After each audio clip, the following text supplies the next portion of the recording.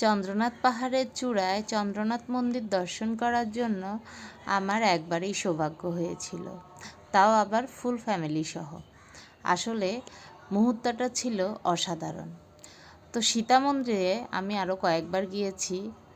যাই হোক, সেবার দিদার শ্রাদ্ধে যাওয়ার পরে আমরা সীতা মন্দিরে গিয়েছিলাম সীতা মন্দির দর্শন করার জন্য। সোমনাথ পাহাড়েও উঠেছি, কিন্তু এরপরে আর উঠতে পারিনি, কারণ তখন বিকেল হয়ে গিয়েছিল আর তখন সবাই চন্দ্রনাথ পাহাড় থেকে নেমে আসছিল।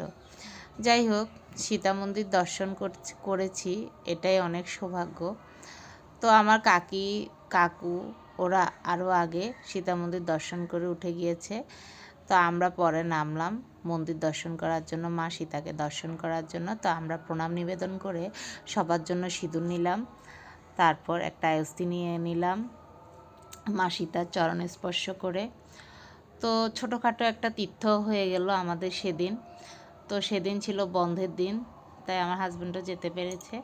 ধন্যবাদ সবাইকে।